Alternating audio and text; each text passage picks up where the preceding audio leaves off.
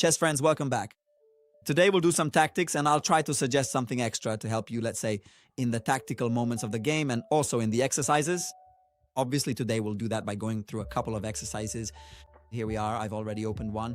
We're as usual on liches, but you can do the exercises wherever you think is best. And let's say I'll try to suggest this method of the two clues, let's say, obviously to be combined with the check calculation technique.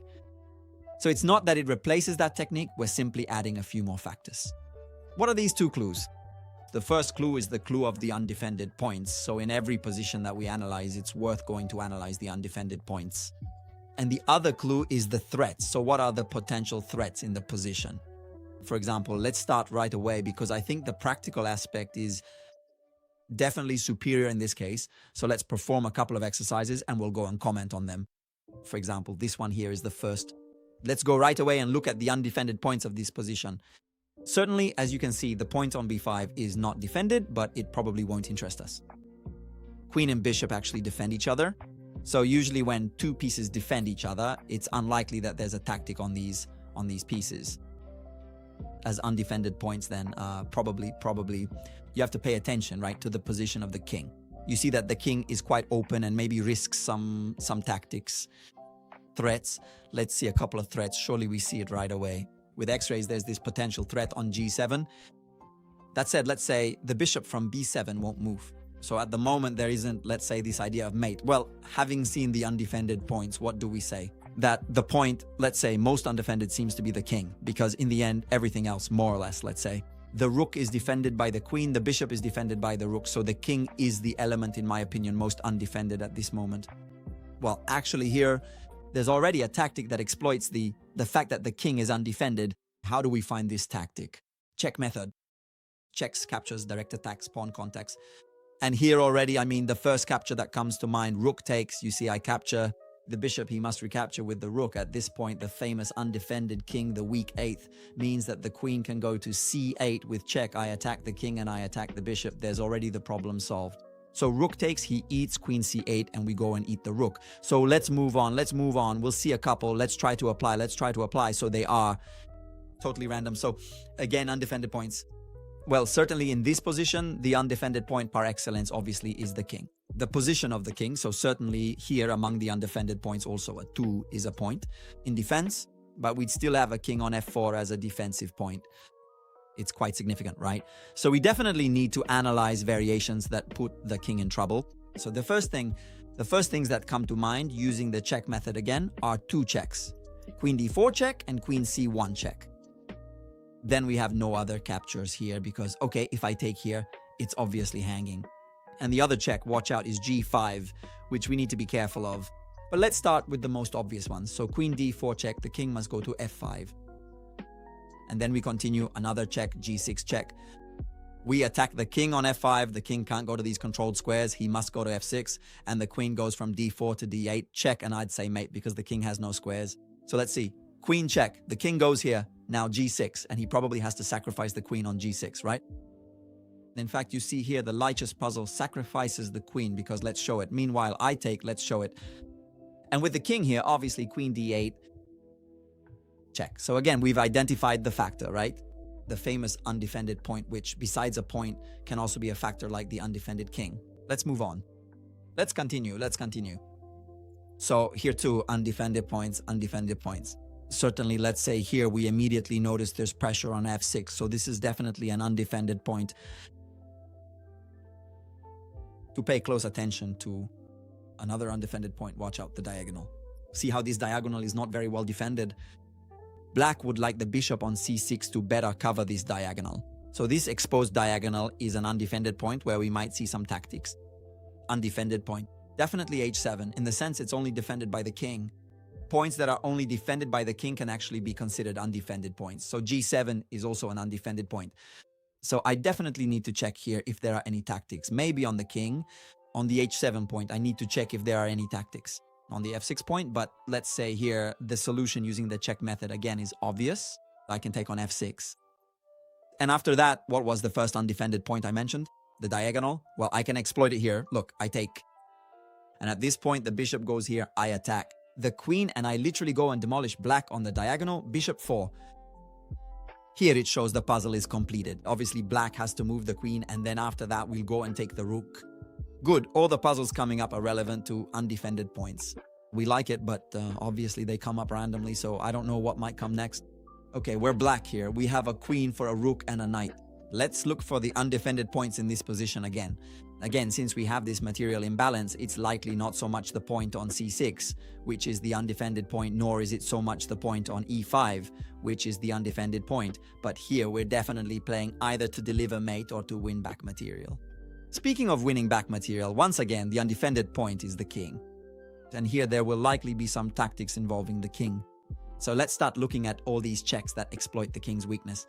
Checks, captures. Certainly f6 is a check, and rook to g4 is another check.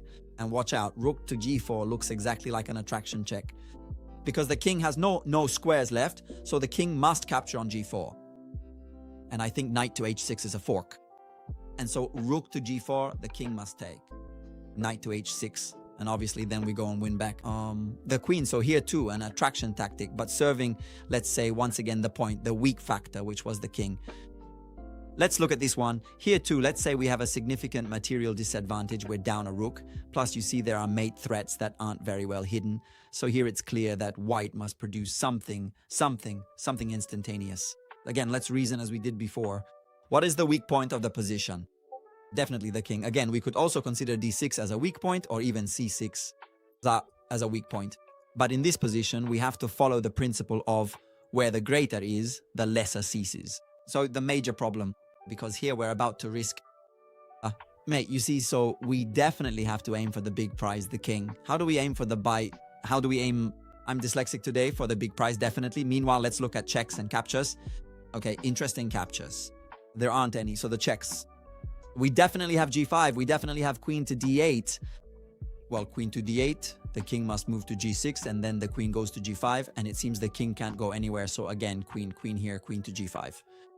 And this one was also quite simple, even though the rating is going up. We're at 2,000 here on Lichess.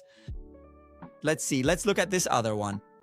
Okay, here we have equal material, but the queen is under attack. So let's say we have to be a bit careful. Let's see what's going on. Let's see first what the undefended points are in this position. Well, the queen is one of the undefended points, which not by chance here. You see, we have the queen hanging. The other points, in reality, let's say, are all defended.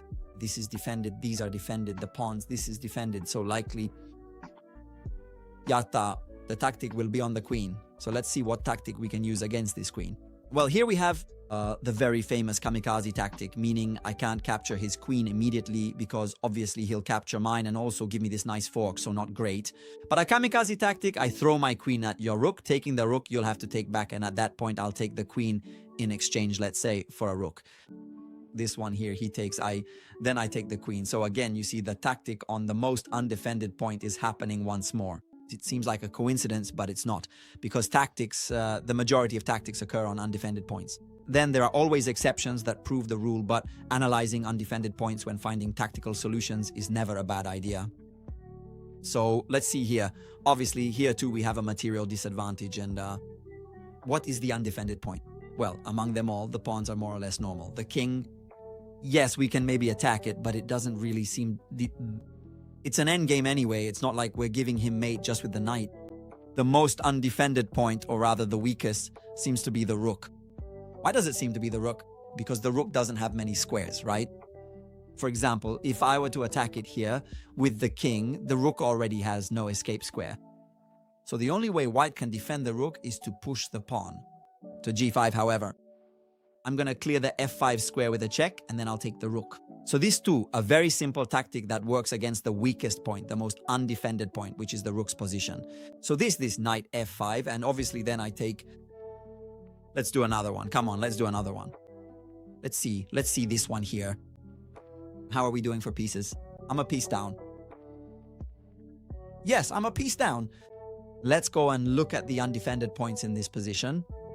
We certainly notice it right away. The rook on g1 is undefended, so watch out. There could be a tactic on this rook. And certainly also the king's position is, well, the undefended king. So let's say the other pieces instead, the queen, the knight, the bishop, even the rook, let's say more or less. They are all defended. And I said more or less. I said it right, more or less. Here, I want to analyze it in a more complete way because we immediately look for a tactic. Then we'll see if there are better ones. Maybe it's not this one. We look for a tactic that exploits the weakness of the rook on g1. So as we said, the first weak point that came to mind, right? How do we exploit the weakness of that rook on g1? Certainly by attacking it. And the only piece that can attack it here is either the knight. But well, knight f3, he takes it and we don't really get anything. Or queen d4. The queen goes to d4 and attacks the rook on g1. And watch out, it would also attack the other rook on a 1, although at the moment it's defended by the queen. So maybe here, we can think of two interesting alternatives.